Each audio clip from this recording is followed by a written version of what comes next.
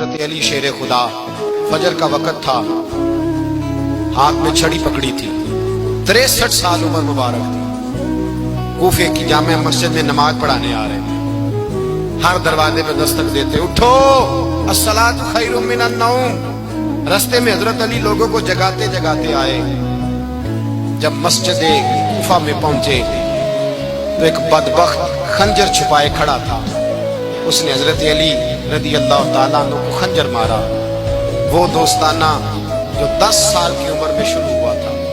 جب شیر خدا کو خنجر لگا تو پتہ لفظ کیا تھے؟ فزت برب الکعبہ، لوگوں رب کعبہ کی قسم میں کامیاب ہو گیا، میری زندگی دین کے کام آ، میں کامیاب ہو گیا۔ حضرت علی کی داڑھی ساری لہو سے بھر گئی۔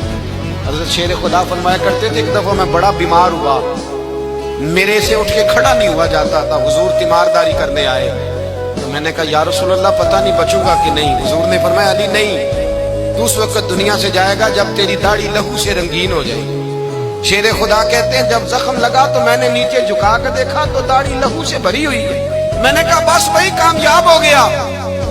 جامع مسجد کوفہ میں مولا علی نے سر سجدے میں رکھا، اور اسلام کی تاریخ کا وہ شخص جس شخص نے اپنی بچپن سے لے کر جوانی، جوانی سے لے کر بڑھاپا، اور جاتے جاتے امام حسن اور حسین کو قریب بلایا اور وصیت کر گئے، بیٹا جینا اسی کا ہے جو دین کے لیے جیے، بیٹا مرنا اسی کا ہے جو دین کے لیے مرے، جس دھج سے کوئی مقتل میں گیا وہ شان سلامت رہتی ہے، یہ جان تو آنی جانی ہے، اس جان کی کوئی بات نہیں۔ حضرت شیر خدا کرم اللہ تعالی وجہ الکریم خاتم الخلفاء تھے، ان پر خلافت اسلامیہ ختم ہوئی۔